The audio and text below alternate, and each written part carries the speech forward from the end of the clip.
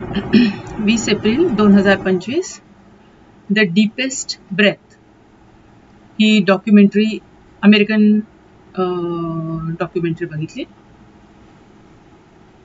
Alicia नावाची diver जी world record जिने बनवला आणि तिचा कोच स्टीफन यांच्या जीवनावर आधारित ती डॉक्युमेंटरी आहे.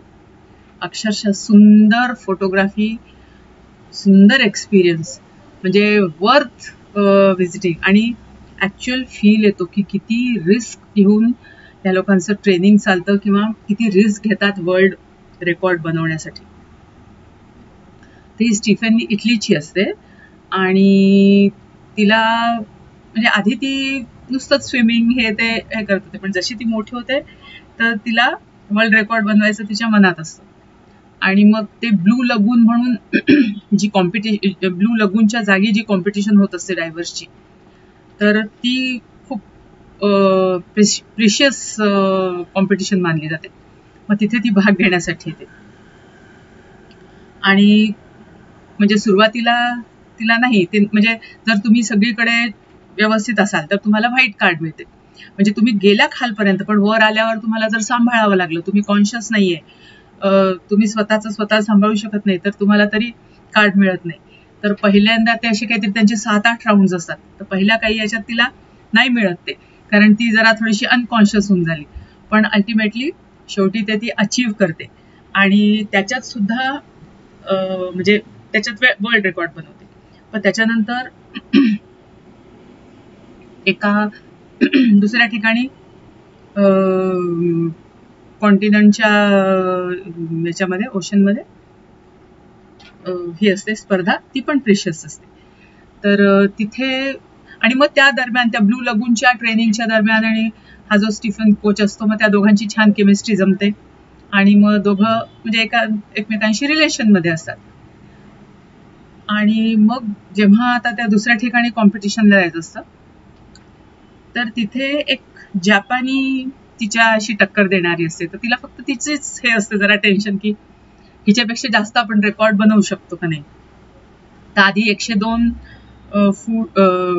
मीटर खालीपर्यंत जाते ती, मग तीही 103 करते आणि मग स्वतःच रेकॉर्ड ब्रेक करते 104 पर्यंत.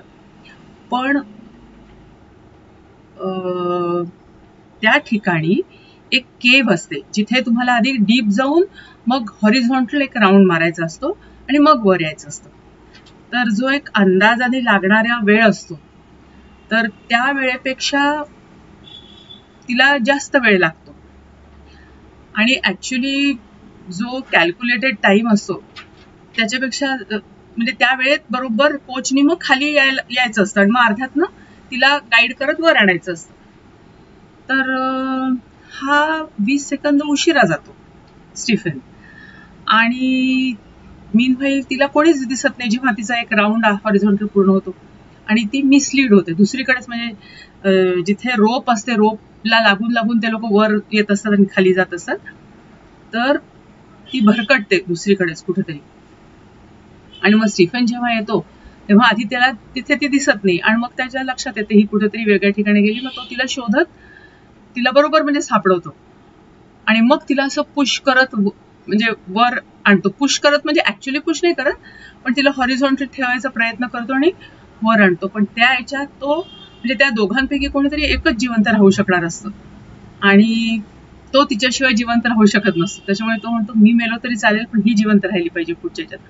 आणि तो तिला जिवंत वरपर्यंत आणण्यात सक्सेसफुल होतो, पण त्याच्यात त्याचा जीव जातो.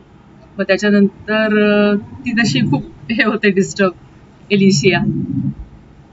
पण नंतरचे जेव्हा पण ती अजून रेकॉर्ड्स बनवते काय सगळे ती याला डेडिकेट करते आणि पुढचं आपलं लाईफ हे करते. पण म्हणजे सगळ्याच इतर कोचेसना पण स्टीफनचा लॉस खूप म्हणजे जाणवतो, कारण तो म्हणे की त्याच्यासारखा कोच नाही आणि तो असला की आम्हा लोकांनाही असं खूप सपोर्ट वाटायचं वगैरे. पण अक्षरशः म्हणजे जीव हेलावणारही आहे आणि सुंदर फोटोग्राफी, सुरेख.